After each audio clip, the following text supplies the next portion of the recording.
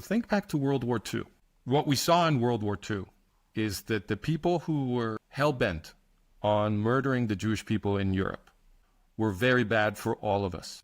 You see, this is the thing that people really need to understand. The Nazis were very bad for all of us. I'm not Jewish. People ask me, well, why are you expending so much energy defending the Jews? You're not even Jewish. And I'm like, this is not an act of charity. I'm defending myself.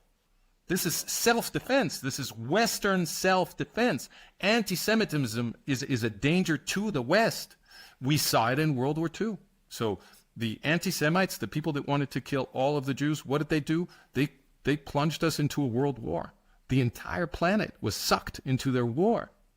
The anti-Semites are very bad for us. Very, very bad for us. All of us, whether Jewish or not. Hello, everyone, and welcome to this very special edition of Through Conversations podcast, a podcast dedicated to exploring the truth through conversations with the most brilliant minds.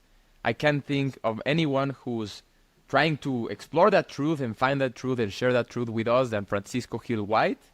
Francisco Gil White is an anthropologist, a historian, and a political scientist, and he's the creator of the popular newsletter and online course, Management of Reality, where he's building a system of articles and historical and investigative research covering topics in politics, foreign affairs, corruption, the fight for democracy, and more. And he's been doing a deep dive into what's happening with the Israeli-Palestinian war. And so he's going to share a truth, some starking truths about that conflict with us. So Francisco, thank you for joining me today. Thank you for having me. It's a pleasure. I'm honored and I'm excited and I'm a bit fearful about what you're going to share with us today because it might break the internet. Your research is one that really has blown my mind. But before we get to all of that, could you share with us some bits of your trajectory, a pivotal moment or a turning point in your life that led you to pursue the path you're on today, Francisco? I think the turning point, of course, there have been many turning points like there have been for many people, but the one that put me on the specific path I'm on today, I think there were two. So one was 9/11. When 9/11 happened, it was a very big shock to my system, and it made me realize that I needed to rethink my model of the news media, because the thing that was very, very shocking to me after the initial shock of the attacks themselves was that the media was behaving in a way that seemed to me more consistent with the Soviet Union than with the United States and Europe that I had in my mind. So I used to believe that the United States was a shining example of democracy. I had been having my doubts. This is true in the years prior to 9/11 because I had been looking more and more at the history of U.S. foreign policy. And as I did that, it seemed to me that that history was not really consistent with the promotion of democracy. So I had been having my doubts, but when 9/11 happened and I saw the media not investigate anything because they were not interested in finding anything out. They were just repeating what the government said. And they would all, put their American flags on their lapels and Bush, Bush, rah, rah, rah, everything Bush good. When even in the most innocent explanation, there should have been just a storm of condemnation because even the most innocent explanation means that the U.S. government cannot protect its citizens, right? So all kinds of people should have been fired. There should have been very strong criticism of the government, investigations to find out what happened, blah, blah, blah. But the media was not behaving like that at all. They were all cheering for the U.S. government. So I thought, well, this is very strange. And so that's when I began investigating, just looking around. Investigating is a very big word. I began reading alternative journalism because that was the time when the blog revolution was taking place, right? So the everybody was putting up their own websites and blogs and doing citizen journalism. This was the big first flourishing of citizen journalism was happening right at that time. So I started looking to see if any alternative journalists with their own blogs were actually doing research that was consistent with a free press, because the major media were not doing that. And I found some very interesting people, first among them Jared Israel, who was doing just first-rate work on a website that was called The Emperor's New Clothes. And that work opened my eyes to many, many things that I was beginning to suspect, but that I had a very poor handle on. And he had an enormous amount of research that I dived into and started learning from. And that was the beginning. Then I ended up working with him for a few years. And it was a tremendous education for me. I learned a lot from him. So that was the big turning point. And then the second turning point was when, more specifically about the Arab-Israeli conflict, was when in 2003, Israel was accused of committing a massacre in Jenin. So most of your listeners will not even remember this, but Israel was accused of committing a massacre in the so-called UN refugee camp of Jenin. It's really a town. I mean, but they still call it a refugee camp. And Jared and I looked at it, and in no time we realized that there had been no massacre. He was the first one to think there was something fishy about the accusation, and we looked into it, and sure enough, there had been no massacre, but everybody was accusing massacre. Eventually, they had to retract it, but the retraction was in very small print.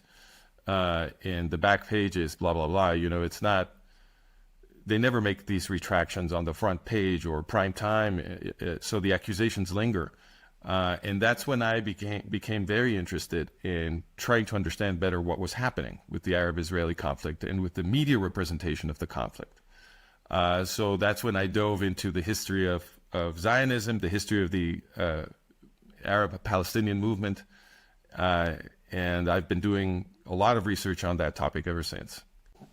Wow, Francisco, that's a trajectory, and those are two turning points that are very, very shocking. And I have two questions. I have two pivots here that I myself want to do. But the first one is regarding your trajectory. I know that you were on track for tenure in UPenn, and if you're comfortable with me and with my audience, would you like to share why did UPenn shut down your track to tenure, and what was this truth that you somehow found that not other people were talking about? Well, actually, that's an excellent segue from what I was just saying, because when I started getting very interested in the Arab-Israeli conflict, one of the thing, and this is the other turning point, I guess, I found. I should make clear, I'm not the first one to find this. It's not an original discovery of mine. I mean, I went into the library and started looking up stuff on the history of the Arab-Palestinian conflict. Yeah. And I discovered that all of this was already documented. It was all in the library. The Arab-Palestinian movement was created by the same people who carried out the Nazi extermination of the European Jews during World War II. The founding father of the Arab-Palestinian movement is this guy called Haj Amin al-Husseini, who was very, very extremely famous, world famous in the first half of the 20th century, and even still immediately after the war, certainly very famous. But now in the West, he was famous in the West as well as the Muslim world. But now, after World War II, a few years after World War II, the media stopped talking about him. They just dropped the subject of Husseini completely. And after a few decades in the West, nobody could remember him because that's how I found this is how cultural memory works in the modern world. So if the media stops talking about something, it's almost as if they had erased it. They don't need to censor anything. They don't need to go into the libraries and remove anything. They just stop mentioning it, and it disappears from the consciousness of millions of people. But this guy Husseini, who is now largely forgotten by Westerners, was as important as Adolf Hitler.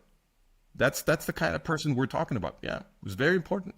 He founded the Palestinian movement in 1919, something like that, and he was responsible for big terrorist attacks against the Jews living in British Mandate Palestine. And that history is interesting, but I'm going to skip it. But there were huge terrorist attacks organized by him, and he became the Great Mufti of Jerusalem. He was made Great Mufti of Jerusalem by the British government, the colonial British government that was controlling the British Mandate Palestine. And from that position, he organized these terrorist attacks. And then the biggest one was called the Arab Revolt. It went from 1936 to 1939. It ended with the outbreak of World War II. Husseini had created such tremendous chaos and violence in British Mandate Palestine that the British finally intervened. So he left. He went to Iraq. In Iraq, he was. You have to understand, this guy had enormous prestige all over the Muslim world. He was an internationally known figure, very respected among many Muslim leaders for his attacks against the Jews in Mandate Palestine. And when he went to Iraq, he was treated as if he were some kind of official leader of Muslims, something like that. So they gave him, a budget. He became almost like a cabinet minister, and he started ordering people about and organized the Farhud, which is a gigantic pogrom of the Jews of Baghdad that pretty much ended Jewish life in Baghdad. Edwin Black, a very important historian, has a very good book on this event. And after doing that, Husseini went on to Italy, where Mussolini received him as if he were a head of state. The fascists were very interested in Husseini and in making an alliance with Husseini, because they were making important alliances with all kinds of rulers and leaders in the Muslim world. The Nazis had an extensive system of diplomacy and alliance with Muslim leaders. And so Husseini was very interesting to them, because Husseini was so famous and had such high prestige all over the Muslim world that many people thought he was going to be the next caliph. Okay, so they received, when Husseini arrived in Rome, Mussolini received him like a head of state, and with all the pomp and circumstance. And then Husseini went on to Berlin, where he was again received like a head of state. Hitler himself came out to receive him with all the dignitaries and the cameras flashing and the film rolling. They treated it as a tremendous event, and Hitler sat down to talk to him for a while. They came to some very important agreements. Your viewers can go see this. It's all over the internet. They can go to my YouTube channel, The Management of Reality, and see the footage of Husseini meeting Hitler, because we have a short documentary on the history of Husseini and everything else. So they can see it there now. And they agreed, Husseini and Hitler, that they would exterminate the Israeli, they weren't Israelis yet, the Jews living in British Mandate Palestine. They would ethnically cleanse the Middle East of Jews. That was their agreement. They would collaborate together to do that. Now, they couldn't do that because the Nazis were stopped at El Alamein in Egypt So the Nazis never got to Jerusalem. But the consolation prize for Husseini was that he stayed in the orbit in the Nazi-occupied Europe for the rest of the war. He was very important to the Nazis. They gave him an entire bureaucracy. It was called Bureau des Gros Mufti. They gave him a budget, and he started doing all kinds of things. He was very prominent in Nazi propaganda, inciting Muslims to kill Jews. Muslims allied with the Nazis, for example, in Bosnia and Kosovo. He organized entire divisions of Heinrich Himmler's SS that participated in the Yugoslav chapter of the Holocaust, killing Serbs, Jews, and Roma, the people we often call gypsies. And that was already bad enough. I mean, so he was, that marks him off as a leader of the Holocaust, as an organizer of the Holocaust. But it gets worse because after the war, the Nuremberg War Crimes Tribunal was doing all kinds of investigations, and one of those investigations, a very important one, concerned the interrogation of Dieter Wisliczeny, or Wisliczeny, I never know exactly how to pronounce it.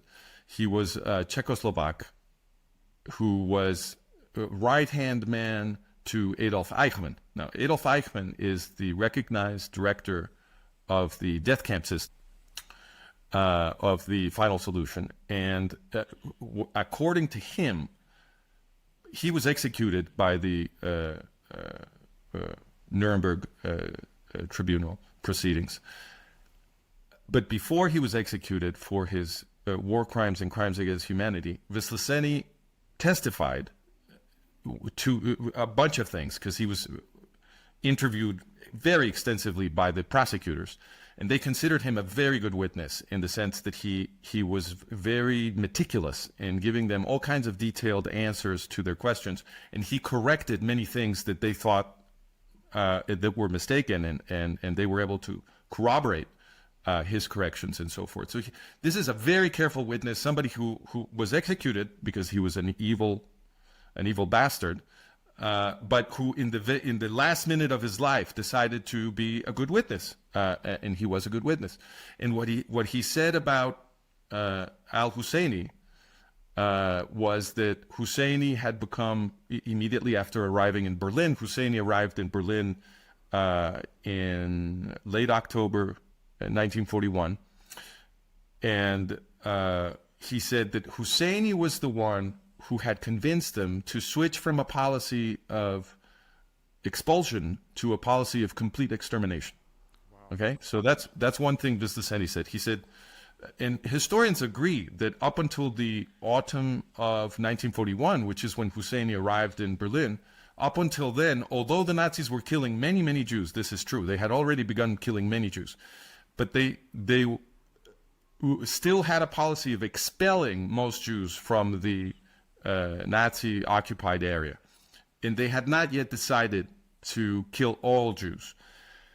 That decision was taken in the Wannsee Conference, which is January of 1942, which is after Husseini had already been among them for several months. And according to Wisliczeny, he's the one who convinced them that they had to kill them all, according to Husseini, because they couldn't go to his Palestine. You see, he couldn't contemplate the Jews coming to Palestine, and the Nazis ended up agreeing with him that they should all be killed.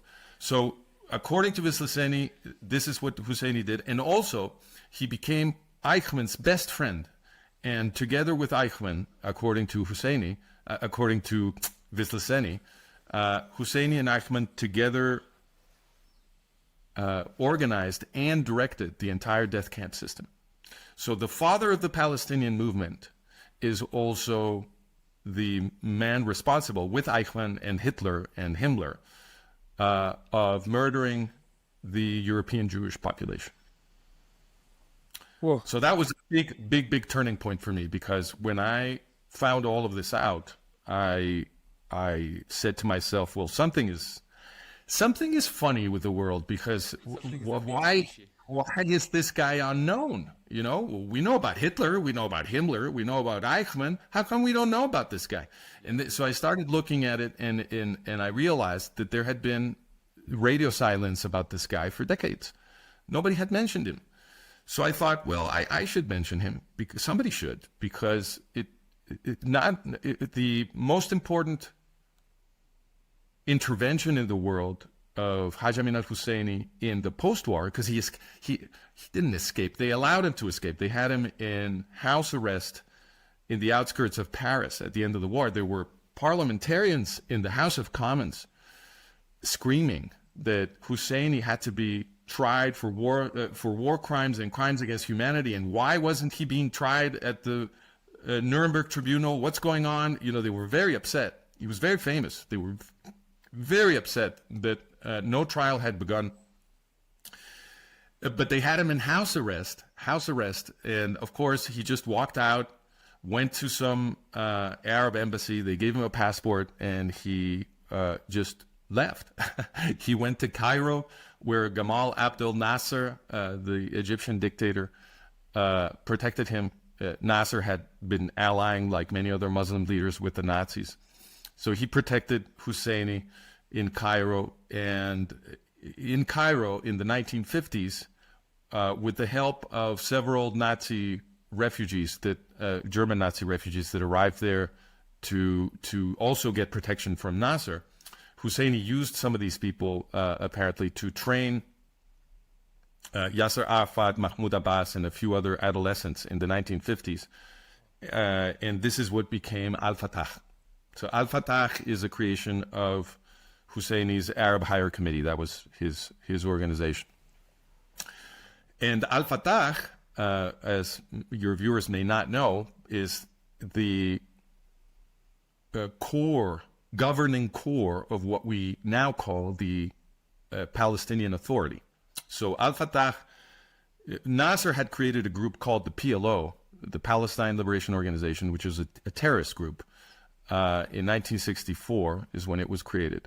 But by 1970, Al-Fatah had swallowed the PLO. So Al-Fatah, so the PLO became basically Al-Fatah, although it had other terrorist groups also as appendages.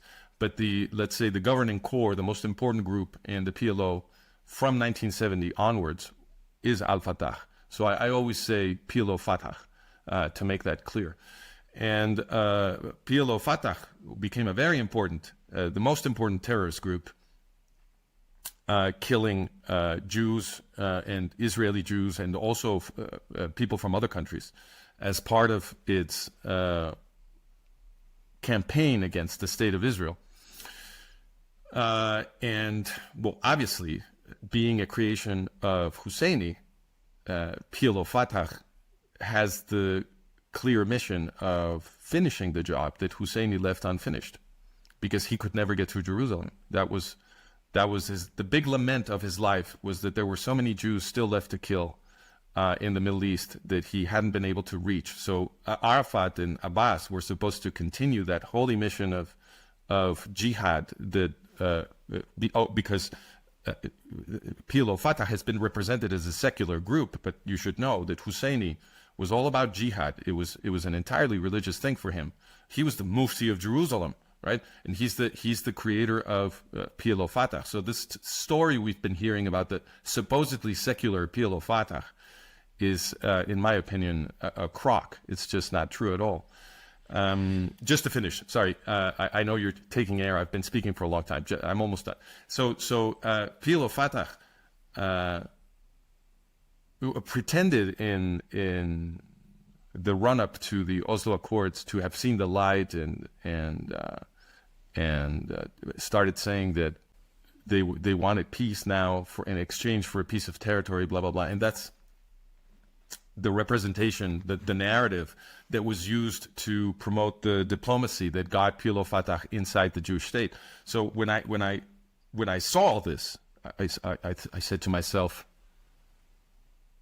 so the Jewish state was created after World War II to protect Jews from Nazi exterminations. And here we have the organization created by the Nazi exterminator of the European Jews being introduced into the Jewish state to be the government over the Arabs in strategic territory, because it's high ground. Judea and Samaria is high ground, what they call the West Bank. So I thought, well, this is an attack on Israel, obviously. What else could it be? How can it make any sense to introduce into strategic territory of the state created to protect the Jews from extermination, to put there, to rule over the Arabs, the organization created by the guy who killed the European Jews? Nothing could be a bigger aberration. So I thought, well, somebody has to say this, because all of this information is crucial to understanding what the Arab-Israeli conflict really is. So I published this. First I published it in Emperor's Clothes, and that was read by people at Israel National News, Arutz Sheva, the religious Zionists in Israel. So they asked me to republish, and the consequence of getting that piece published in Israel National News, was that I was fired from the University of Pennsylvania, and that was a big shock to my system. It made me realize that I didn't understand the system I was in. There's so many questions. There's a lot to unpack there, Francisco, and thank you for being so thorough. And just so you know, all the space you need to give out your ideas, you don't need to worry about taking the air. That's why I host you.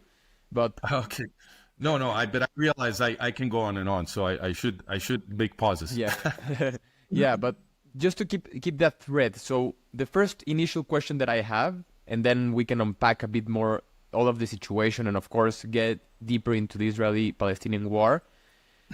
Why did they fire you? Why was this such a revealing truth, and why was it counter to the macro American system, and of course to UPenn? University of Pennsylvania is such a prestigious university. Right. So your questions are very good, because and I think they're helpful as a next sort of a chapter of this, because the model that people have most people have in their heads. Okay, so first of all, let me backtrack a little bit. I want to talk about how we get our models, because that's a very important question. So we get our models of the world through the media, because we don't have direct contact with the world, right? So none of us is what you witness directly is almost nothing. So you have a few interactions with your friends, with your family, the world you see when you're driving around in your car or walking in your neighborhood. There are a very few things that you do witness personally and directly, but that's it. Almost everything you believe about the world, even about your own city, almost everything you believe is true about what's happening in your own city, it all comes to you through the media. What's happening in Russia, what's happening in Israel, China, India, Mexico, the US, anything, it's all the media. So the media constructs your reality. And therefore, if the media has been saying that the United States government is the biggest ally of Israel, and you hear academics everywhere, in every university, repeating this, if you hear supporters of Israel saying it over and over again, and you hear enemies of Israel saying the same thing over and over again, and you hear the governments of both countries, the governments of every country, but also the government of the United States and the government of Israel, all of them saying that the United States is the biggest ally of Israel, well, then that becomes your model. It becomes your geopolitical model, right? Why? Because you have no other access to reality, unless you start doing historical research like I did. But most people have no inclination, time, or energy to do any of that, or even the skills a lot of the time. Although I think citizen journalism is proving that these skills can be developed relatively quickly. It's not nuclear physics. All citizens can start doing this, and they should. So the model you have in your head is the model that the media puts in your head. So what I'm saying is very surprising if your model is that the United States government is the biggest ally of Israel. Now, when you get evidence that dramatically contradicts that, then you have to search for a different model, one that will be consistent with the facts. And so that's what I started doing. The first thing I started doing is I started looking into the entire history of U.S. foreign policy towards Israel. And I have a little ebook published in my old website, which is still available as an archive. It's called Historical and Investigative Research. So I published there a book, an ebook, that traces the entire history of U.S. foreign policy towards the Jews and then towards Israel. And I was then able to see the pattern. And the pattern was not one of alliance. The pattern was one of the United States consistently doing important stuff to weaken the security of the Israeli state, while claiming all the time in public that they were supporting the Israeli state, right? So that began to open my eyes even more. I was like, oh, okay, well then this is consistent with not telling people who Husseini is, pretending that PLO Fatah has changed its colors, and inventing a diplomatic process to bring PLO Fatah into Israel, and threatening Israel, because they threatened Israel with the removal of U.S. aid, military and financial, if Israel didn't participate in the Oslo process to bring PLO Fatah into Israel. All of that happened, right? So in the context of this larger history that I was now researching, it became clear to me that this was consistent. It made sense that the U.S. had a consistent pattern of undermining the security of the Israeli state. And then I discovered Edwin Black. Thanks to Jared. Jared is the guy who got me to read Edwin Black. And Edwin Black had written a book called War Against the Weak. War Against the Weak is one of the most important books ever written in all of history, in my opinion. It's definitely for the understanding of modern history, because Edwin Black resurrected from oblivion a subject that is most important. Just like Husseini, the same thing that happened with Husseini, where for decades they stopped talking about him, right? And then it disappeared from the consciousness of democratic citizenry in the West. Everybody just forgot about Husseini because the media didn't mention him, right? The same thing happened with eugenics. So eugenics was not a secret when it was happening. It was an open thing. It was a gigantic international movement. It was especially big in the United States. It was biggest in the United States for a long time, until Germany overtook it. But eugenics was a gigantic U.S. phenomenon. And this is important because eugenics is the original ideology of the alleged biological superiority of Germanic peoples. That's what eugenics is. And it had a whole pseudoscientific apparatus behind it. So huge fortunes were spent raising the prestige of certain biologists and psychologists and social scientists and so forth who were defending this idea. And it was dressed up in pseudoscience. So what they would tell people is that the poor people were poor because they were stupid, because they had bad genes.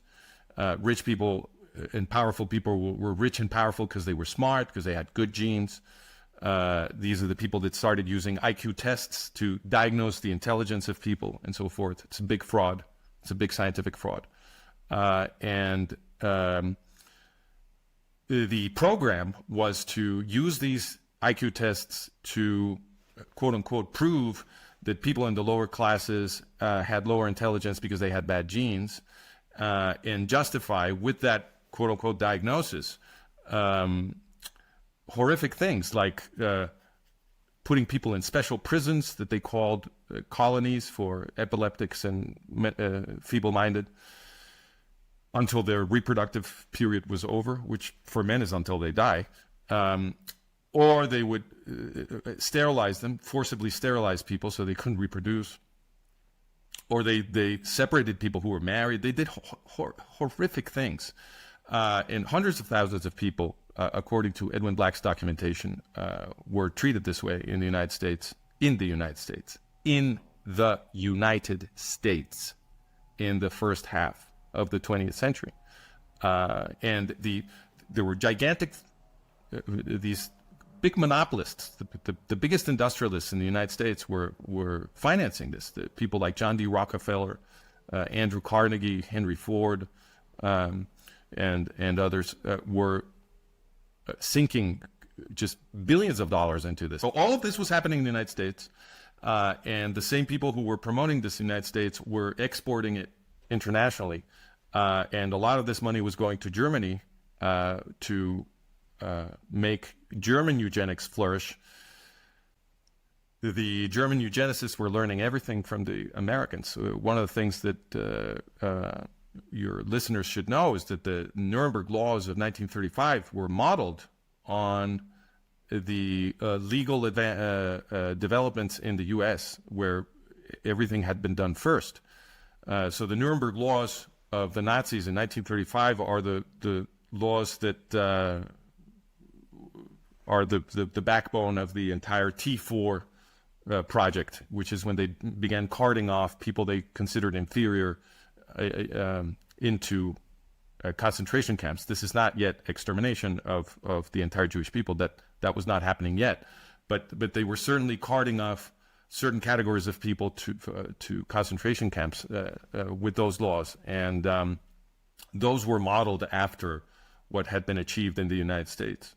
So once you put all of this context together, and you realize that the people in Great Britain and the United States who were at the very top of the power structure were devotees of the same ideology that we associate with Adolf Hitler, right? So eugenics is the parent movement that produced German Nazism. It was one of the quotes of Edwin Black's book. He says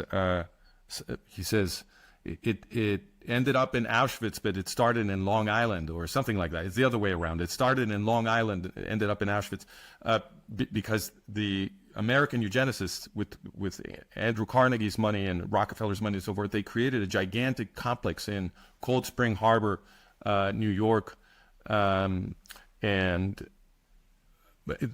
they were collecting statistics about all kinds of stuff about Americans, U.S. citizens, to find out, who was going to be oppressed, who was going to be put in jail, and who was going to be forcibly sterilized, and all this stuff. So that's where Nazism comes from, and once you understand that, the post-war behaviors of the U.S. power elite towards Israel are easier to understand. It becomes less of an aberration because your model is now changing. Now you can see, oh, I see. So the people running the United States in the first half of the 20th century had a movement that is basically the same ideology as Adolf Hitler and the Nazis, and they were actually supporting the growth of that in Germany, sending money, and they were controlling the U.S. government, right? They got the U.S. Supreme Court in 1924 to approve forced sterilization, and those same people put Roosevelt in the White House. The Rockefellers were quite instrumental in supporting Roosevelt's presidential campaign, and of course they were very powerful. They were doing this out of the Chase Manhattan Bank. Once you adopt this other model, of course, new questions come into view which need to be solved. So, for example, one obvious question is, well, then what was World War II, right? Because there was a declaration of war between the United States and Germany. So what about that, right? And that means that you need to start looking into the details of the war, which I did. I now have an entire book series on this. But just not to make the story too long, one of the things you need to look again at when you start changing your model is appeasement. And in this narrative, Neville Chamberlain and the earlier rulers of Britain and Daladier in France and even Roosevelt in the United States are represented as innocents. So they were not too smart in this narrative. They didn't understand Hitler well enough, or in time. They were too stubborn, didn't want to believe that this guy really meant what he said. And they were also cowardly. So when at opportune moments, they could have stopped Hitler with a very small cost, relatively small cost. But they were too timid. They didn't act in time. They were not forceful enough. And they developed a policy of trying to see if they could make Hitler happy by giving him the things he wanted and thus appeasing him. This is where the word comes from, appeasing him, and in that way avoid a general war, right? So this is the narrative that emerges. This is what we all learn in school. Appeasement was a big mistake. These people were idiots. They were cowards.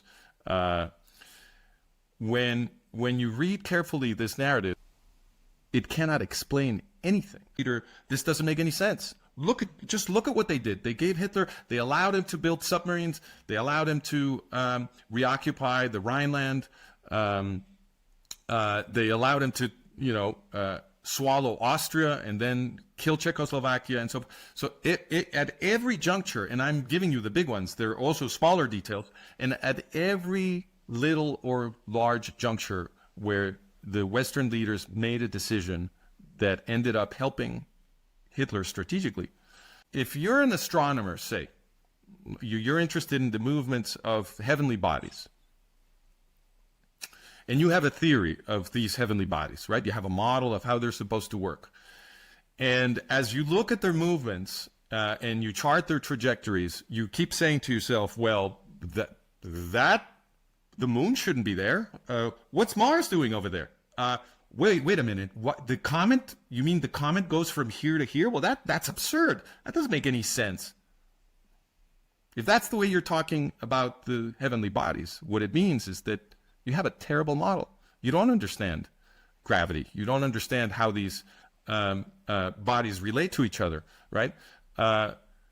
When you have a good model, you stop talking like that. Everything suddenly makes sense. Well, of course it's going over there, but my equations predicted it should go over there. And yeah, the moon is doing this because the Earth is over here and the sun is pulling it and so forth, right? When you have a good model, the puzzles disappear. That's the whole point of having a good model. So the fact that Scheider and every other historian of World War II talks about appeasement as something that is inexplicable means that they're simply wrong. They have the wrong model of what was going on. Now, when you substitute this model that they gave us, where Western leaders who had to deal with Hitler were supposedly idiots and cowards, you replace it with the model that says, no, they were not appeasing Hitler.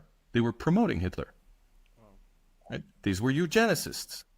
Once you understand that they're eugenicists, you can start imagining that everything they did was policy rather than a bunch of mistakes that somehow miraculously always went in the same direction of assisting Hitler's conquest, right? Brett Weinstein has a lot of discussions of this topic. He often says 0 is a special number, right? And that's a useful phrase, because if pretty much everything they're doing helps Hitler, then it's not random. Random mistakes go in different directions. But this was appeasement was a very consistent series of policy decisions that all ended up helping out Hitler, right? So, I mean, people are not that stupid. Stupidity doesn't get you that. That's not incompetence. That's competence, right? So then you have to switch your model of their intentions, and then everything makes sense. Once you know that they were eugenicists. So Neville Chamberlain, this is the clincher for me in the appeasement story.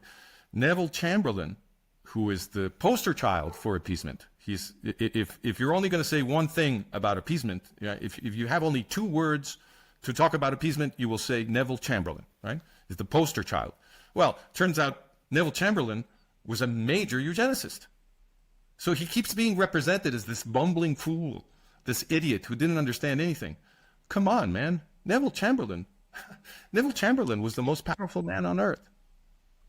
And he didn't inherit the job, he won it.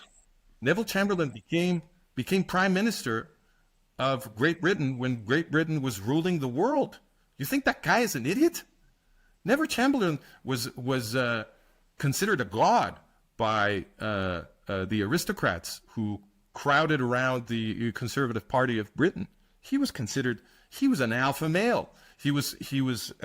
And historians have documented that Neville Chamberlain, this was documented in the 1980s, although of course you'll never hear about this in the media, but it was documented by academic historians at Oxford and Cambridge. Their investigations were published in the best historical journals. It was documented that he had the entire British press on a short leash through the clandestine services of the British Secret Service, MI5 and MI6. They had the whole British press became a clandestine monopoly controlled by Neville Chamberlain through his best friend, Joseph Ball. So they were managing our reality, right? They had the entire press. The same thing was happening in the United States. Rockefeller, who was another eugenicist, one of the most important ones, had a whole, this was documented by historian Christopher Simpson, another key historian that everybody should read. Christopher Simpson wrote a very important investigation called Science of Coercion, where he documents how the Rockefeller network was taking over the press in the 1930s. They had this gigantic program to study psychological warfare, how to use the media to manage the reality of U.S. citizens, right? So this was, and they were corrupting, they were allied with CBS and everybody else, and they were corrupting the U.S. press. So once you put all this context together, appeasement looks very, very different. It looks like a plan that was put into place to fool Western citizenries, make them believe that Western leaders were opposed to Nazism because they had to do that simulation. Otherwise, there would have been revolutions in the West, because obviously ordinary Western citizens, great multitudes of them, were very afraid of the Nazis and viscerally opposed. So the Western leaders had to pretend to be enemies of the Nazis, but what they were doing in terms of policy is very different. Now, of course, that opens a new question, which is, well, what about the war declaration? Because eventually they did go to fight with the Nazis and so forth, and that also needs to be answered by a full model. And I have answers to all of those questions. I've put them in my book. I believe I have a relatively complete model of what happened now. Yeah.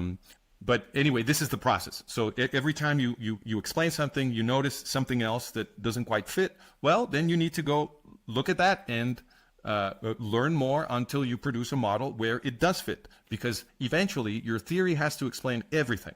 There can be no paradoxes, okay? So if you have a model where you have some important paradoxes, that means you're not finished. You got to keep working. And when you have a model where pretty much everything that happened is a paradox, which is the original story that they've been telling us about World War II in school, right? Which is Scheirer and Churchill. If everything that happened is inexplicable, then you are completely wrong, and you need to start rethinking everything you think you know. Wow. I have to take a deep breath, because it's a bit overwhelming to hear you, Francisco, in the sense that there are many paradoxes in my mind. There is many themes there, and there's so many ways that I can ask you so many questions regarding World War II or anything. I just need to bring our attention to the present moment. You mentioned Fred Weinstein, so we also need to address that. But I think it's an important paradox I need to address of my own, and perhaps one of that my listeners will have is, of course, it goes without saying that you reveal all of these truths, and then UPenn says you gotta go. This goes outside of our perception of reality that you said is mediated by media, and like you say, I'm not in Israel right now, so everything that I'm reading is through citizen journalism, of course, but also through mass media. But I think the biggest paradox I have here, Francisco, and trying to bring it to the present moment, is that we see every single speech by every single U.S. president throughout perhaps World War II then on, that states we're strongly in favor of an Israeli state. We unequivocally support Israel. Then you see all of the aid that Israel receives. You see also there's many people who are of Jewish descent that are in positions of power in the United States. And so the biggest paradox that I have personally is how can I reconcile the idea that is the United States who's trying to, set these perfect pieces of the puzzle. Well, it's not the United States. I think we have to be clear about that. So one of the things I always insist when we try to improve our models to get a better handle on geopolitics, the first thing we have to do is stop talking about countries as if they were persons. Right. So if you notice, I've been careful to say that the U.S. government is supposed to be the best friend of Israel, right? The U.S. government. I'm talking about the people who make the decisions, not about the country. So I don't like to say United States. I like to say the U.S. power elite or the U.S. government or one of these ways of describing the group that is in power and that is making the decisions, because ordinary U.S. citizens don't get to make any of these decisions. And I think most of them would be horrified by everything that you and I have been discussing. So it's the U.S. power elite. So let's just humor me and let's talk like that, because it's useful for people to get used to separating citizenry from power elite. Well, I gotta be the first one to take your course on management of reality too, to start rethinking the way I see things. But Francisco, so let's talk about that. And okay, so let's go through your paradoxes. Which one do you want first? The one that I was mentioning was that it's the power elite who is trying to build kind of like this perfect storm where Israel or the state of Israel, or correct me if I'm wrong on that sense, is undermined and perhaps destroyed, where you see that the elite decided to subdue or just mute the story of Hajjam Amin al-Husseini, if I'm saying the name correctly. Yes, Hajjam Amin al-Husseini, that's correct. And so they themselves knew that he was going to set the Palestinian Liberation Organization in Israel, and then that in itself is a ticking bomb, because he's Jihad, and Jihad says, everyone who's not following the Islamic rule and following our religion is an infidel, and the first ones on that front line are the Jewish people, Israel. And so the power elite knows this. And so the paradox that I have here is I still see from the outside, up until now, which is the bombshell, I think the collective bombshell that we've all witnessed throughout these 2 weeks, is that Israel has become stronger and stronger and stronger since its inception. That's the assumption. And one of the other assumptions is that behind, and perhaps the biggest ally, explicitly, is the country, the nation, the United States. But at the same time, you have this power elite who's trying to undermine it. And in a sense, long-term thinking, they were part of the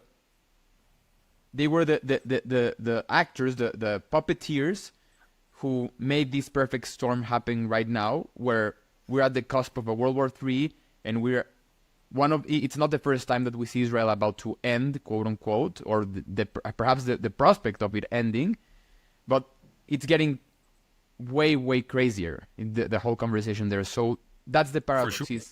is the power elite trying to undermine the United States while making it so that it's strengthening it. So that for me, and perhaps for our listeners, is just a mind-boggling. But so could you say what you perceive the paradox to be in just one short statement so that I can dig into it? Yeah. The paradox is that the assumption that the biggest ally is the Western society and perhaps the American people. I think I think the American people are largely an ally. I think they are. Again, I think that the problem is the power elite. So in the United States, you have a very large population of Protestant Christians who who tend to be very strong supporters of Israel. But the problem is the people making the decisions, and also the people controlling the reality through the media and through the educational system, because the attitudes of ordinary Americans can change over time if they are subjected for a long enough time to the sort of the media sphere that is giving them this interpretation, right? So people, it's funny because people, there is a propaganda against the Jews that was very important before World War II. It's called the Protocols of the Elders of Zion, Protocols of the Learned Elders of Zion. And that propaganda was created by the Russians, by the Tsar, by the secret police of the Tsar, right around the turn of the 20th century. And that propaganda describes the Jewish people as a secret conspiracy that controls all of the major institutions in the West, supposedly, right? So the media, the banks, the workers' movements, the capitalist industries, the governments of the West, everything is supposed to be controlled by the Jews, according to this propaganda. And this is the propaganda that scared everybody, right? So why did so many people collaborate with the process of exterminating the European Jewish population in World War II? Well, because they were scared of the Jews, because this propaganda had made them believe. This propaganda was spread all over the world. Henry Ford sank billions into getting these ideas into everybody's heads, right? So everybody thought that the Jews were this giant conspiracy that was going to strangle the world and enslave Christians, right? This is what they told people. The decisive refutation of this propaganda was the Holocaust, Shoah, because the European Jews were relatively easy to kill. Because all of these institutions and governments and movements that they supposedly controlled clandestinely, they didn't defend the Jews. They collaborated, most of them, with the process, or simply didn't do anything. Right? There was either zero courage, or there was a connivance and collusion with the process of killing the European Jews. So the Jews controlled everything, and everything then killed the Jews. That doesn't make any sense. Obviously you got the wrong model. So the Holocaust proved that this propaganda about Jewish control was nonsense. But the propaganda didn't die, because we live in a profoundly anti-Semitic civilization. Western civilization was founded, Christian Western civilization was founded on the story that the Jews killed God. And that's a very difficult accusation to shake. And it created a bed of plausibility in Western consciousness for any libel against the Jews, any accusation against the Jews. So even though the Shoah, the Holocaust, decisively refuted the accusation that the Jews were a secret conspiracy that controlled everything in secret, because all of the institutions they supposedly controlled were colluding to kill them, right? Even though that was refuted, in the post-war, everybody again believes it. That's how strong anti-Semitism is. You ask people in the street who controls the media, they will all say the Jews. Kanye West too. Of course, but they don't stop to see. This is where we need critical thinking. We really need to, I think a few people in podcast space have really been doing a good job about this. Brett Weinstein among them, Dave Rubin. There are several people who have been, certainly Jordan Peterson, Joe Rogan. Lots of people have been helping us develop the skills, helping the citizenries of the West redevelop the skills of critical thinking. It's very important, and I'm going to help them. I'm going to make a contribution to that right now. So Kanye West and a lot of people believe that this idea that the Jews control the media, right? Now watch this. At the same time, these people believe that the Jewish state, Israel, is oppressing the Arab Palestinians. Now, You and I were discussing earlier that we have zero contact with reality. The model of reality that we have in our heads comes through the media. So if Kanye West believes that the Israeli state is oppressing the Arab Palestinians, the only reason he believes that is because the media has made him believe that. His contact with the Arab-Israeli conflict is entirely mediated. It comes through the big media, right? So if he believes that the Israeli state is oppressing the Palestinians, that model is in his head because of the media. There's no other way to get the model. He's not a historian. He's not studying, he's not chasing down, exotic little facts like a scientist. He's just absorbing whatever happens in the media, right? So if he believes the Israeli state is oppressing the Palestinians, he shouldn't believe that the Jews control the media. Why would the Jews control the media to make him believe that the Israeli state is the bad guy? Obviously, if he believes the Israeli state is the bad guy and his only contact with reality is the media, the first hypothesis should be, if you're going to defend a conspiracy theory, your first hypothesis should be that the enemies of the Jews control the media. Otherwise, why are you so sure that the Jews are bad? Right? But no, his conspiracy theory is exactly the opposite. He believes that the Jews control the media, even though his picture of the world, which came through the media, tells him that the Jews are bad. That makes no sense. That makes absolutely no sense. No, it doesn't. And it's again mind-boggling. And I think that this is a perfect way to. And again, just a brief parenthesis. I will make everything in my strength, in my power, to make you get to the Brett Weinstein podcast, the Dark Horse podcast. We have to address something that you wrote about something that Brett Weinstein talked, but that's a bit further then and perhaps on later on.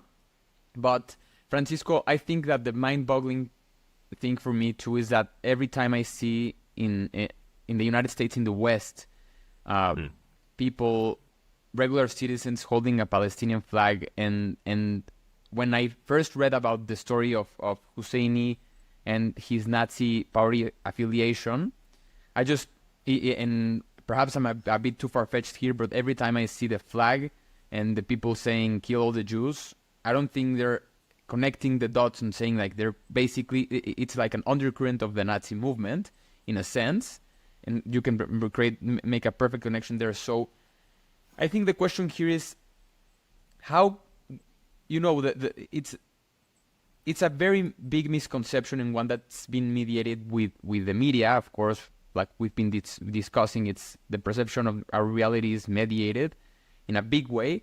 But, this is a big misconception that people don't realize, is that one of the biggest founding movements of the Palestinian liberation is directly tied with Nazism. And so how would people, now that knowing that truth and fact-checking it themselves, because as you say, it's historically backed up and there's all of the references there. Well, there are some very good investigations about this. So, for example, there's a recent book by Wolfgang Schwanitz and what was his name? Barry Rubin, recently deceased.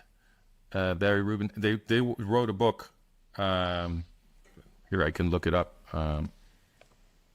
But they wrote a book on the relationship between the Nazis and the Muslim world, where everything Husseini did. And you cover that in the first half of the conversation really thoroughly. And of course, I'm gonna put all of the links in the notes because it's good, excellent. Yeah, so that's where people can start with that.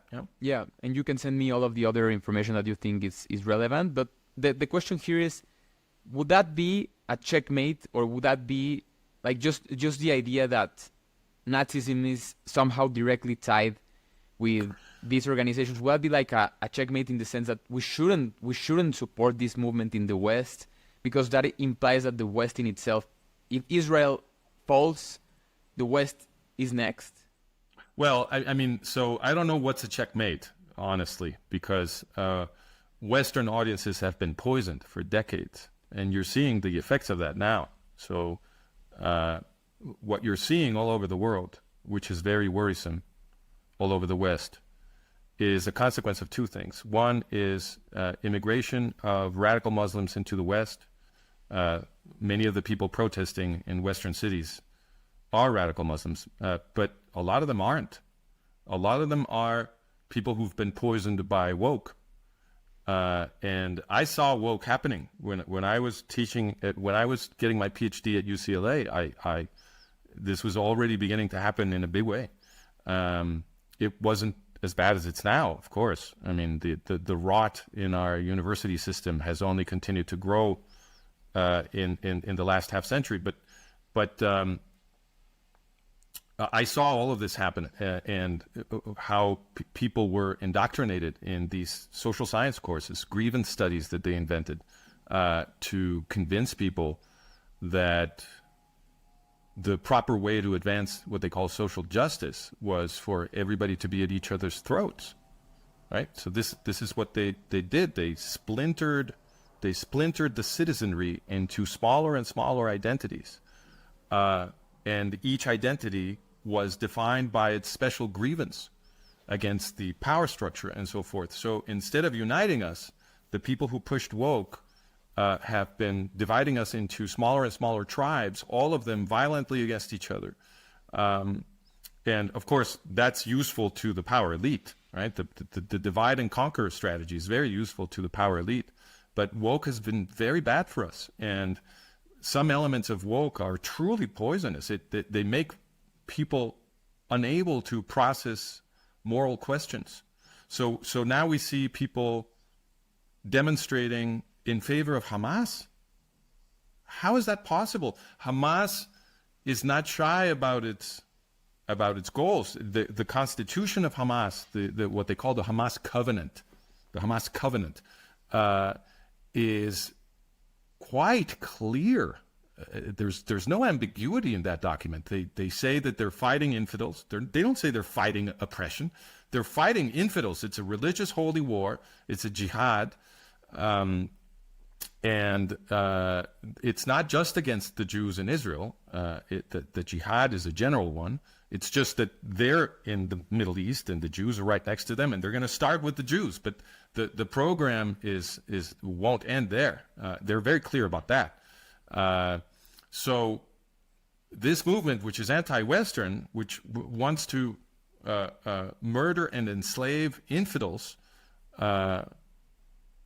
is being defended by the first people those infidels are going to kill, those Muslims are going to kill, if they ever have more power, right? If Hamas were to take over the United States government, the first people they're going to get rid of is all these LGBTQ activists who are demonstrating in favor of Hamas. Those are the first people to go. We have no beef against them. Gender identity, who cares? The West transcended that a long time ago. They're pretending that we haven't, right? They have to keep inventing these fake prejudices that we supposedly still have. We don't. Westerners are very tolerant about that stuff. The people who are going to be terribly intolerant are these people they're now defending. So this is evidence of woke sort of destroying the ability to think critically. And that happened in the universities. Now, when the universities are destroying the ability of people to think critically, you know that something very evil has taken over the system, because the university is the place where you're supposed to be learning how to think, how to apply critical thinking, how to do science, how to separate myth from fact, how to compare hypotheses against each other so that you can improve your models of the universe. That's what a university is supposed to be doing. But what the universities have been doing is they have been teaching people that politics is reality, that whatever your politics are, and you have to have the right politics, because if you don't have the right politics, you cannot be tolerated, right? The university is supposed to be the place where all different viewpoints are tolerated, so that we can all learn from each other, so that we can find errors in our models by challenging each other, right? That's what a university is supposed to do. But what they've been doing for a half century is telling people that the only thing that matters is your political position, and the only political position acceptable is the moral position, and the only moral position acceptable is the one that woke people are defending. Well, that sounds a lot like Islam, right? Islam is, in structural terms, maybe not in content, but in structural terms, Is the core of Islam is you're only a good person if you agree with me. And if you don't agree with me, I'll kill you. That's Orthodox Islam. That's what the Quran says. Your viewers shouldn't believe people telling them that radical Islam is somehow contradicting the Quran. It's not. The Quran is page after page after page of a crazy obsession with infidels and how to punish infidels, right? So it's not true that radical Islam is somehow radical Islam is Orthodox Islam. People should understand that. And which is not to say that we have to make these caveats. It's not to say that there aren't lots of good Muslims out there. Of course, that's true. There are many good Muslims, and some of these Muslims have been bravely defending Israel. I've seen some videos going around by Muslims defending the Palestinians from the oppression of Hamas and defending the Jews from the attacks of Hamas, and saying the only way the Palestinians are ever going to be free is if Hamas and PLO Fatah, by the way, are completely defeated. And they're right. And there are many good Muslims. But the thing that people must understand in the West is that when a Muslim is a good person, they're bad Muslims. So they're good people. There are many Muslims that are good people, but that makes them bad Muslims because the Quran doesn't want them to be good people. The Quran does preach holy war against infidels. It's all in there.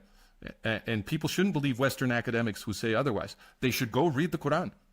That's what critical thinking is. Critical thinking is not, oh, I'll see what the expert says, and whatever the expert says, especially if it's the expert that the right people chose for me, right? Then I'll believe him or her. That's not critical thinking. Critical thinking is whatever Francisco said, I'm not going to believe it. I don't want anybody to believe me. I want people to do critical thinking.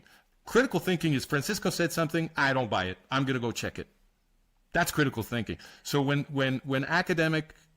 Western academics say that Islam is the religion of peace and bullshit, people should go read the Quran. That's the first thing they should do.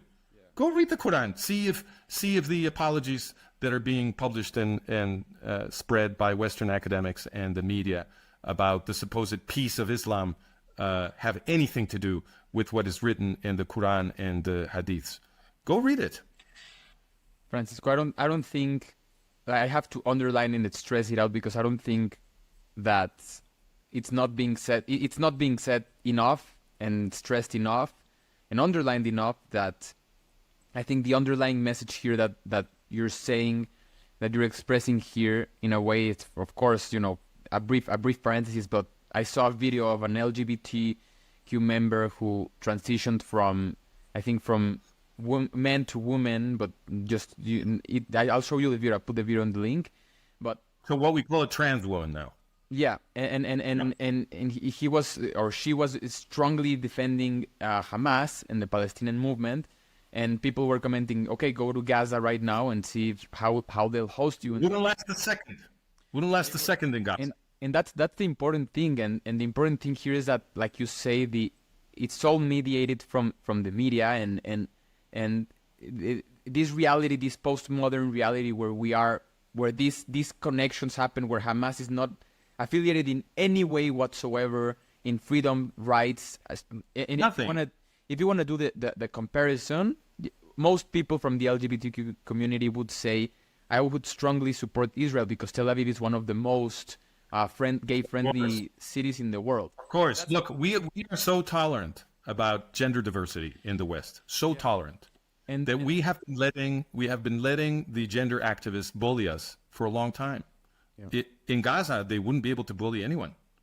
The only place where they can bully so-called conservatives and what they keep calling the extreme right, which of course the people who oppose woke, the great majority of the people who oppose woke, and I count myself among them, we're simply defending traditional Western democracy. So call us conservatives if you want, but the thing we want to conserve is democracy.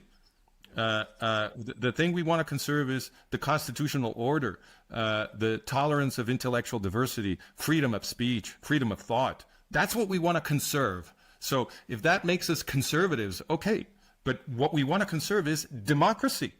That used to be That used to be a goal of the left, but the left has become totalitarian.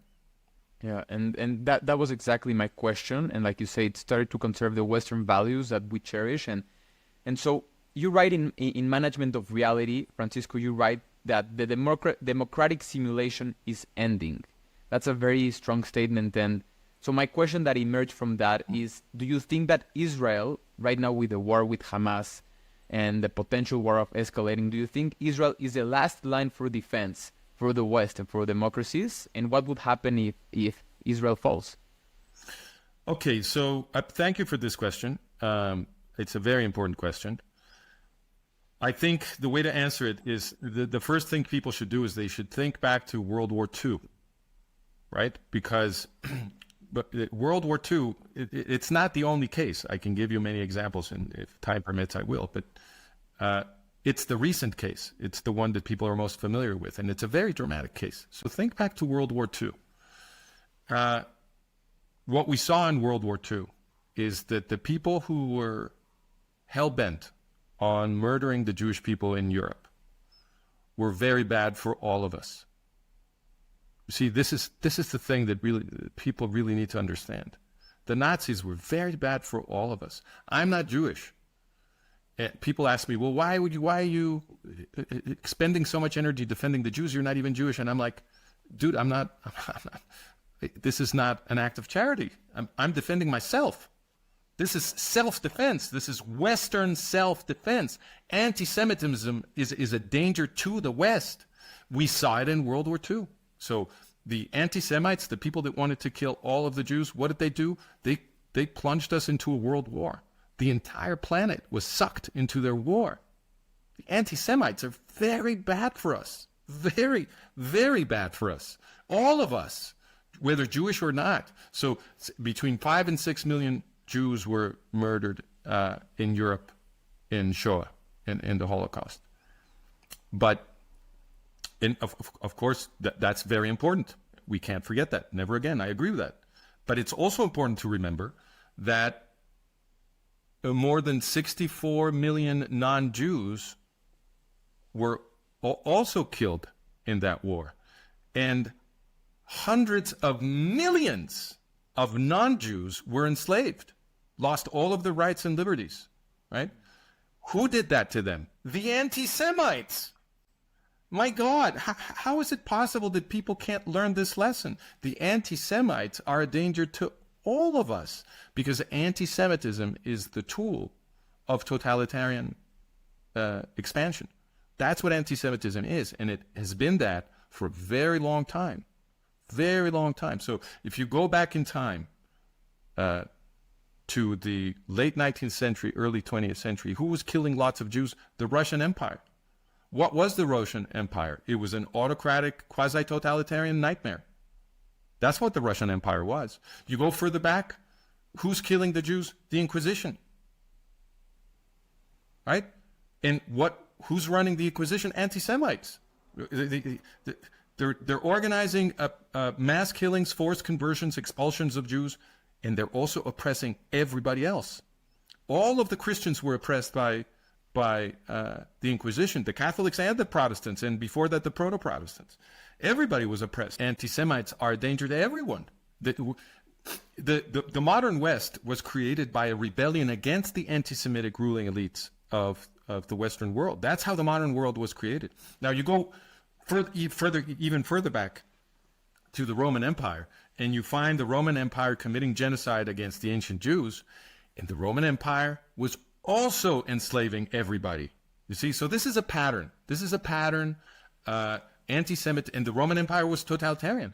So it's perfectly consistent. Perfectly consistent. And now we have Islam, the forces of radical Islam, calling for another genocide, preparing for another genocide, hell-bent on another genocide of the Jews.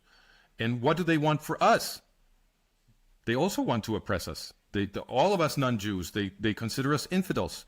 They'll start with the Jews, just like the Nazis started with the Jews. But that's not where it's going to stop. They're coming for us. So we need to wake up to what's been happening in the West. The ruling elites of the West, the power elites of the West, have been importing the most radical Muslims into Europe and into the U.S. All of these mosques that have been going up in Europe have been built by the most radical Muslim states, by Qatar and Kuwait, I don't know how to pronounce it, Saudi Arabia, even Iran, but Turkey, which has had an Islamist government for a long time now. So all of these mosques have been built by radical Muslim states. The clerics in those mosques, this is not exactly a secret, have been preaching jihad against the European infidels. So our power elites have been doing the exact opposite of what we should be doing. Our relationship to Islam should be as a refuge for people like Ayaan Hirsi Ali. We should be the refuge where people who want to escape the slavery of the Islamic world can come here into the West and be protected by us and flourish with us in liberty and democracy. That's what the relationship of the West to Islam should be, not Western academics and governments apologizing for Islam and allying with Muslim states. No. The relationship should be the kind of relationship that was at least formal between the countries that were trapped behind the Iron Curtain and the Western free world. We were a refuge for, this was happening all the time when I was a kid. The Soviet athletic stars would travel to another country in the West to compete or whatever, and it was very common that one or two or maybe an entire group of them would escape. They would escape their jailers and defect. We called it defect. They would defect to the West, and then they would be protected in the West, and we wouldn't give them back. Right? To me, as a child, that was incredibly powerful. It made me realize that the Soviet Union was a gigantic prison. Because the most celebrated people in the Soviet Union were trying to get out. Their star athletes who were treated as heroes inside the Soviet Union, they didn't want to be in there. They wanted to be in the United States or in Western Europe, right? So that's the relationship we should have with the Islamic world. We should be the refuge for the people who want to escape. And this is something that Ayaan Hirsi Ali, who's been doing a tremendously good job of speaking to Westerners about Islam, right? That's what she's been trying to communicate, because she took refuge in the West. But the West has gotten so bad that Ayaan Hirsi Ali had to escape the Netherlands to the United States because radical Islamists were hunting her down in the Netherlands. Wow. Right? Because so many radical Muslims have entered Europe and begun to transform Europe. So I think that's the realization people need to have. They need to realize that anti-Semites, whether in Nazi form, whether in radical Muslim form, whatever form they take, the anti-Semites are bad for you. How can we not have learned this after World War II? It's just incredible. And the other side of this coin is that the Jews are good for us. There's a reason the anti-Semites in power want to kill the Jews. It's that the Jews invented liberal politics. People don't realize what they're reading when they read the Bible. The story of the origin of Jewish law, the political context of the origin of Jewish law is a slave revolt, a slave revolution. The Israelites were slaves of Pharaoh.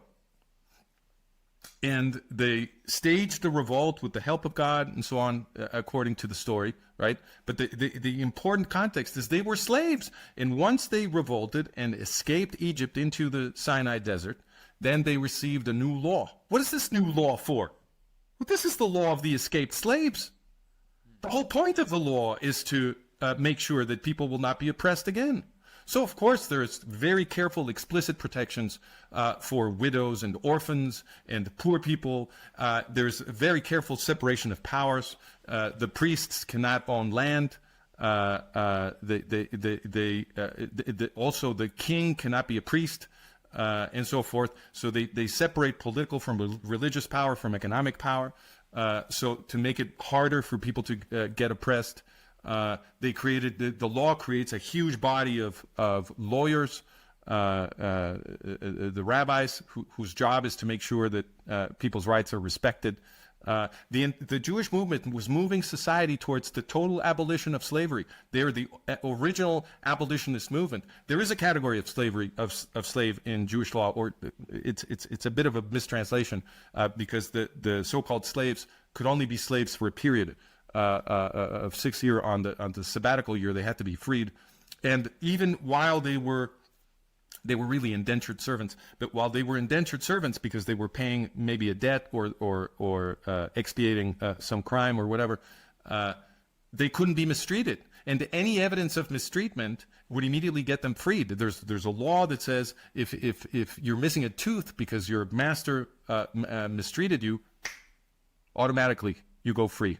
Right? They couldn't beat you, and they couldn't disrespect you either, because another law says that if you're a slave and you run away and you take refuge in somebody else's house, by law they cannot return you. They have to protect you. And then in the Talmud, these laws became even more compassionate. So the Talmud says that I believe this is Kedushin. It says that. Kedushin 28, I believe. I'll check it, but I believe that's where this quote comes from. They say the conditions of the slave should be identical to those of the master. So if you're breaking the law, if the slave's bed is inferior to yours, if your slave's bed is inferior, if the slave is eating worse than you are, you're breaking the law. The Kedushin 28 says that the conditions of the slave have to be equal to the master's. Well, that means they're abolishing slavery. That's what it means, right? So we have been under a process of increasingly effective Jewish influence for 2,500 years in the West. And what the Jews have done to the West is absolutely unbelievable. It's incredible. It's a miracle. The Jews started with the worst societies on earth. Greco-Roman societies of antiquity were absolutely the worst societies on the planet. They weren't throwing innocent people to the circus to be eaten by lions for the entertainment of the ruling elite in China. They were doing that in the West. The West was the worst place on earth. It was run by a psychotic ruling class that thought it was fun to watch an innocent human being just burst in blood because a lion was digging its jaws into him or her, right? And they thought it was fun to have human beings fight like a cockfight of human beings fighting to the death in front of them and them cheering like animals. That was the psychotic ruling class of the West. Those are the ruling classes that our corrupt educational system teaches us to admire. We're supposed to admire the Greeks and Romans for their political. I don't mind admiring them for the scientific achievements. Those are objective. They're non-controversial. But they teach us to admire them also for their political achievements. And they tell us that the Greeks and the Romans invented democracy. Bullshit. These are the societies that supposedly invented democracy in the Western narrative that people learn in school. And what they're not learning is the true story, that Western democracy is a consequence of the Jewish principle, which then becomes a Judeo-Christian principle, that every individual human being is equally worth in the eyes of God. That principle, that we all have equal worth in the eyes of God, is the essential principle you need to establish a modern democracy. Equality under the law. Because that's what makes us all voters. It's what means that it's what makes us all capable of suing each other in the courts and so forth. That principle, equality under the eyes of God, which is the same thing as equality under the law when this becomes politics, that comes from the Jews. Rabbi Hillel the Elder, the most important rabbi in all of history, because Hillel the Elder is the origin of all of Jewish jurisprudence. So all of the secondary halacha, the all of the law that was developed in response to real life situations and changing historical circumstances and specific experiences that people were having, disputes that needed to be resolved, and that required that you derive a specific secondary law from the Constitution, which is the Torah.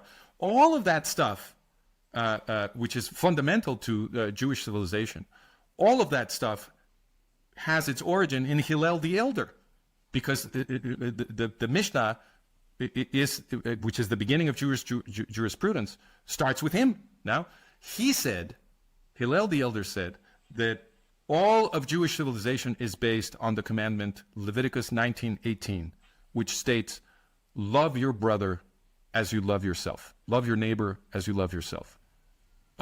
This is Hillel, the most important rabbi of all time, said, look, our entire system of thought is based on this one commandment.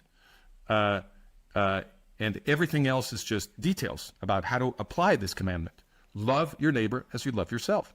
That's the essential ingredient for democracy, because if you love your neighbor as you love yourself, then of course everybody should have the vote. Of course different identities should be tolerated. Of course we should talk to each other gently and live in peace and try to help each other. And that's what democratic Western peoples have been trying to do ever since the revolutions of 1848 finally defeated the feudal order that had been subjugating us for so long. Right? So the future of the West, in my view, the defense of the West, which is going on, the West is being defended. People should not despair. Don't despair. The West is being defended. We are defending it. The podcast revolution is evidence that the West is being defended, and that we have a way of talking to each other now, thanks to the new technologies, even though they're trying to censor them, but they haven't been terribly effective yet. And we have ways of talking to each other. You and I are doing it right now. And we are defending the West. And more people can join us. Don't despair. There is still time. But we do have to work together. And I believe the future of the West depends on people realizing that the thing that kills the West is anti-Semitism. And because it's the tool of totalitarianism. We saw it in World War II recently. It's so clear. It's unbelievable. We're seeing it again with radical Islam. So what people need to realize is that fighting anti-Semitism is the same thing as fighting for yourself. It's the same thing as fighting for the future of the West. It's not a gift to the Jews. You're not doing them a favor. You're doing yourself a favor. Once Westerners understand that, once they understand that fighting anti-Semitism is fighting for their own selves, for their families, for their country, for the future of their civilization, then the West will survive. But that's what we need to, that's the message we need to communicate to people. Wow, that message is heard loud and clear, and like you say, it's pretty amazing that the golden rule is based on that chapter, Leviticus. Yeah. And Francisco, I think we will need a round two, because there's many tangents and many other questions that I have for you. We will need a part two of this conversation 100% to go into more specifics into the war. But I think as we will begin to wrap up, because it's been a masterclass, a historical masterclass, and I appreciate it. Also, this is a good place to stop. I mean, we ended on a nice. We wrapped it up. Congratulations, you did a fantastic job. Thank you. Then just the last question I have here is, of course, we will cover that in part two. Of course, how the war unfolds, how the war ends, but what is you mentioned right now that the fight of the West, the fight in Israel is a fight for the West, a fight for democracy. What is, if we could just wrap up with one truth that the opposing party needs to hear in this conversation, the people who are waving the Palestinian flags, and without knowing all of the context, what should we know about this? Well, the thing I would say to them is that so woke, actually, I have to publish an article about this because it's very important. I have it in draft form. I just have to hurry up and publish it. But woke was actually created by the anti-Semites. and woke began with an attack on Israel. It was done by Edward Said and, even before that by people like Willy Brandt, and there were several important figures that were instrumental in turning the left against Israel. So Bruno Kreisky was the Austrian chancellor, and there's all kinds of evidence to show that Bruno Kreisky, although he called himself a Jew, Bruno Kreisky was actually an anti-Semite. And so he invited Arafat over for a big conference, and it was not just him. As I said, the German chancellor also showed up, and they had this big thing where they declared that the PLO was fighting for leftist goal. So they dressed up the PLO in leftist garb, and then people like Edward Said and others pushed this as well. And this is where the thing began to turn, because the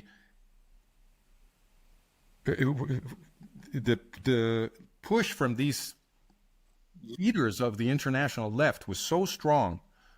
There was so much media support for what they were doing and academic support in the universities for what they were doing, that people ended up convinced that the Palestinians were fighting an anti-colonial fight. Okay? So Israel, which was born as the refuge for the victims of European imperialism, right? The biggest victims of European imperialism were the Jews. The Jews were murdered en masse in Europe in World War II. So the biggest victims of the European power elite, the Western power elite, took refuge in the state of Israel. They created a state to protect themselves from persecution. So in that original narrative, which is the correct narrative, the Jews are the underdog. They're seeking to escape. And that narrative held for a few years after the war, after the creation of the state of Israel. I remember this. When I was a child, in the 1970s, in Mexico, the adults around me were all admirers of Israel. Catholics, but they were admirers of Israel because the memory of World War II was still fresh enough, and they could see that the Arab states were banding together to try to destroy Israel and repeat the genocide there.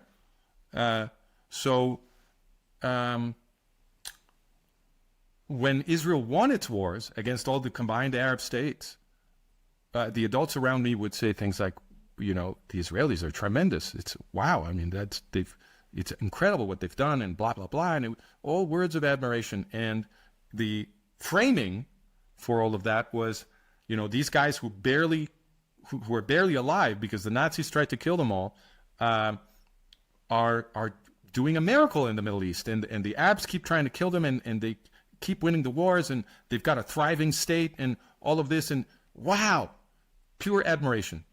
Israel was the underdog, right? And if there's something that's fundamental to left identity, the left can be transformed into many things, but the thing it will never abandon is the claim to be fighting for the underdog. That's what defines the self-identity of the left, right? Whether it's true or not, that's the label they always put on themselves. That's what identifies them as leftists. It's the only thing that is consistent across all people who label themselves as leftists is that they claim to be fighting for the underdog. So what they did in the 1970s is that they turned the Palestinians into the underdog. That's what they did. That's what they did with the media system. So they portrayed the Israelis as oppressors of the Palestinians, which is completely false. So you asked me, what would be the message to the people who are now defending Hamas? The message is, if you really think the Palestinians are the underdog, and there is a sense in which they are, there's no question that the Arab Palestinians are suffering oppression. But the people oppressing them, as always, are the anti-Semites. Those are the oppressors. Hamas is a terrorist, totalitarian organization. People talk about Israel is hitting civilian targets in Gaza. There are no civilian targets in Gaza. Gaza is itself a terrorist military structure because it is governed by Hamas, that is a terrorist military organization, and Hamas has put its terrorist military infrastructure all over Gaza. Their headquarters are in a hospital. There is no civilian infrastructure in Gaza. That's a media myth. It's designed to make it impossible for people to think. There is no civilian infrastructure in Gaza. The Hamas is they're all over the tunnels of Gaza. The entire tunnel, all underneath Gaza, they're all over. Their military hardware and communication systems, it's all over. So Gaza is really a militarized state. It's a gigantic military terrorist infrastructure that is camouflaged with structures that the media then gets to call civilian infrastructures so that Israel can be accused every time it responds to Hamas's attacks. But Israel does everything it can to avoid civilian casualties. Israel sends millions of emails and makes thousands of phone calls and drops billions of little papers, leaflets telling people to evacuate before they do an operation, which of course destroys their element of surprise, right? So this is, who's oppressing the Gaza Palestinians?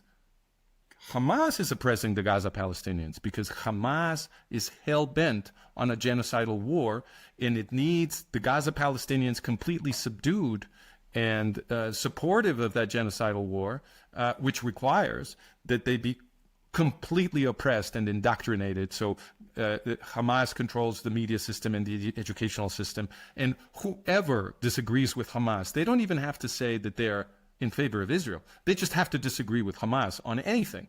And they will immediately be considered Israeli collaborators, and people will knock on their door and murder them and their families.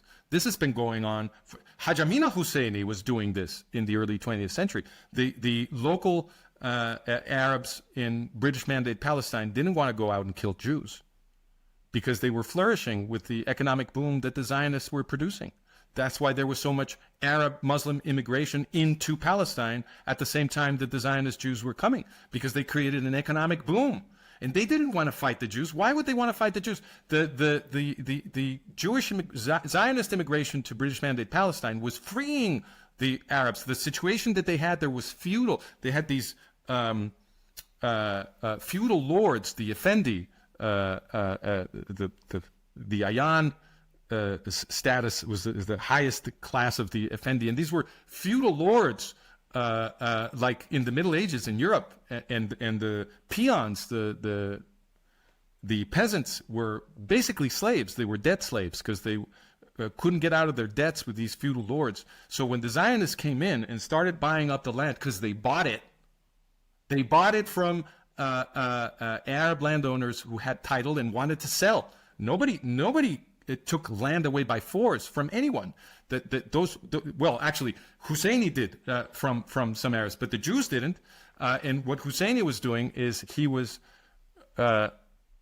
threatening the small Arab landowners if they dared sell land to the Jews, who were paying a lot of money for the land. So it was a good opportunity for these smallholders.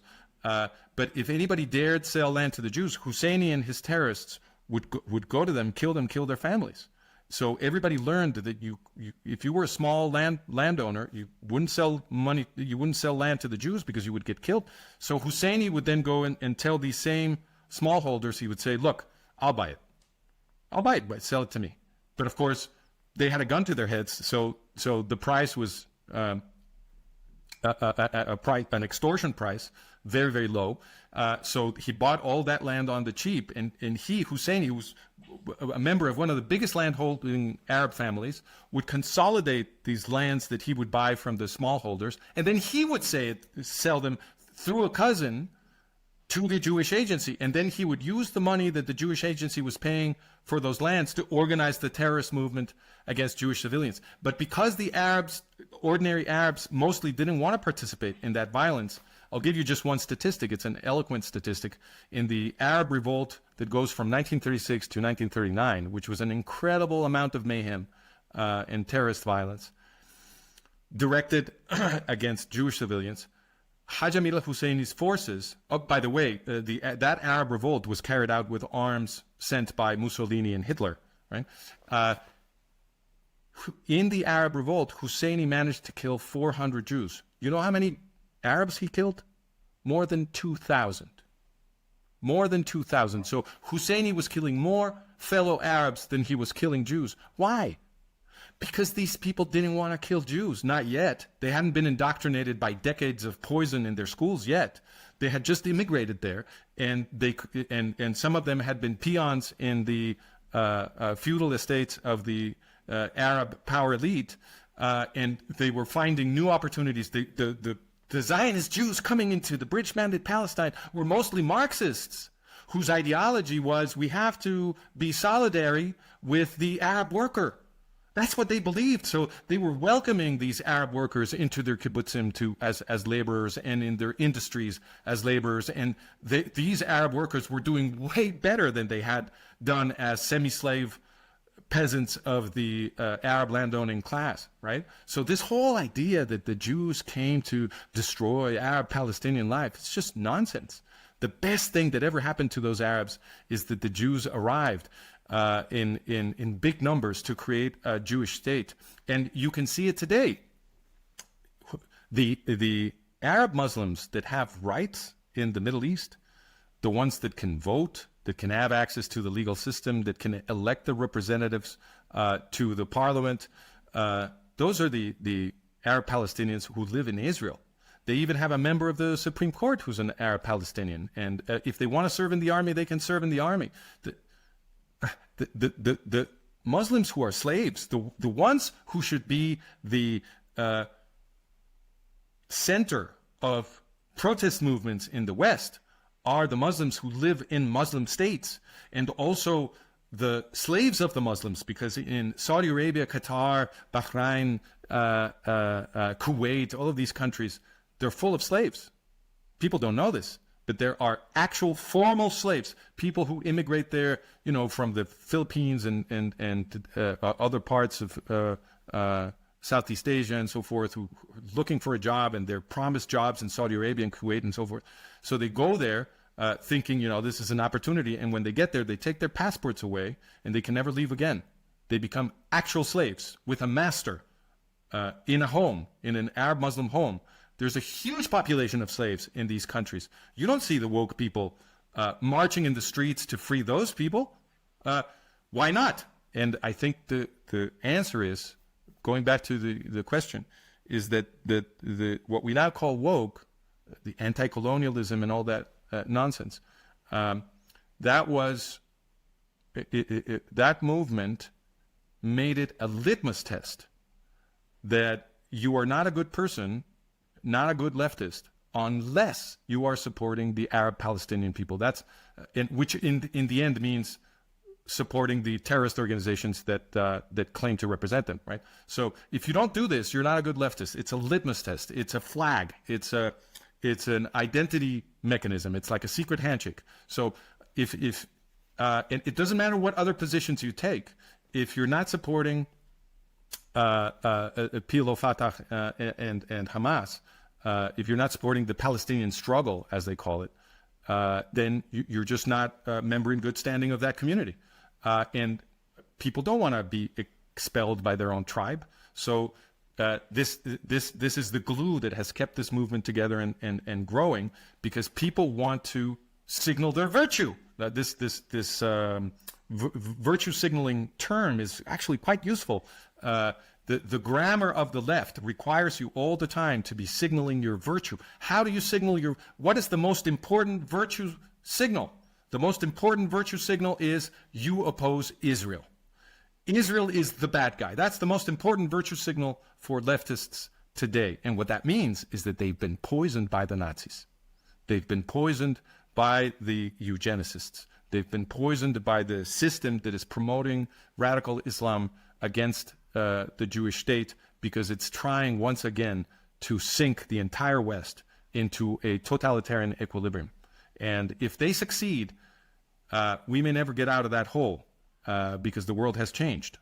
We are in I think it's possible for them now to produce a permanent right-wing totalitarian nightmare.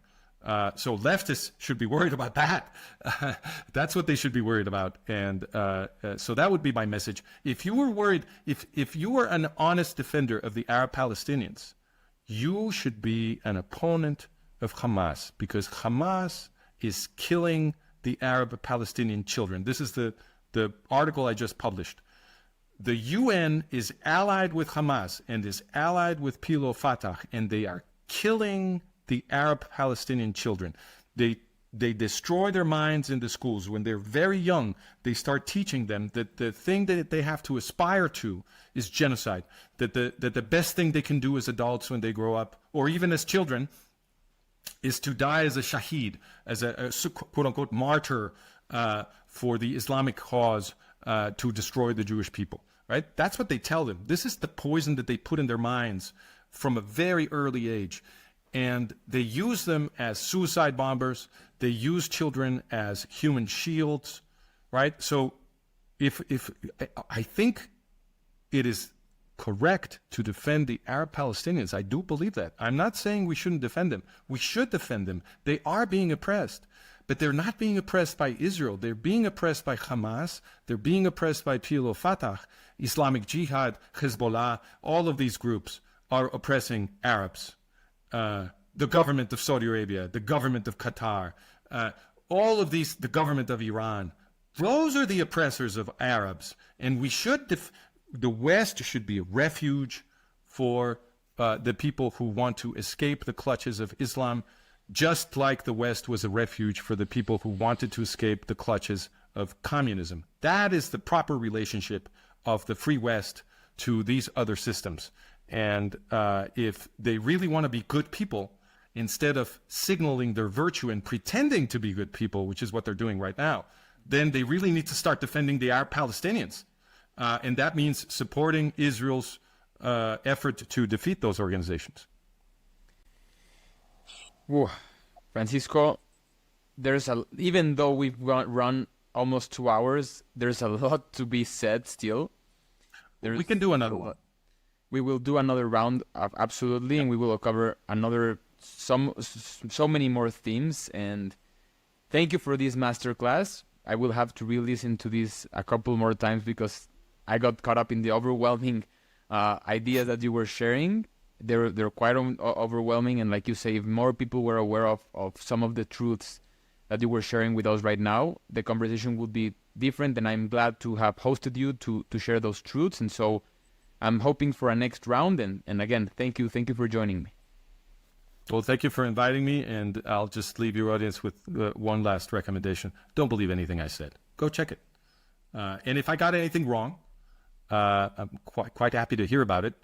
People can communicate with me through my Substack or through my website, managementofreality.com. That's also the name of my YouTube channel. The people can interact with me there. And if there's anything I got wrong, just the other day, one of my longtime readers pointed out a fact, a minor fact, but one that I should correct anyway. And this happens all the time. I get things wrong. So don't go believe anything I said. Go check it. And let's start all of us flexing our critical thinking muscles, and together as a community, criticize each other, find errors in the models we are building, help each other refine those models. The more predictive they become, obviously, the better they are. The more data they explain, the more paradoxes that they make vanish, obviously, the better our models are becoming. And that's what we need to do. We need to build models, doing our own work instead of just accepting what the media and the educational system have been force-feeding us. 100%. And I will add all of your information in the show notes so people can reach out, and we'll stay in touch. Thank you. Thank you for the invitation, Alex.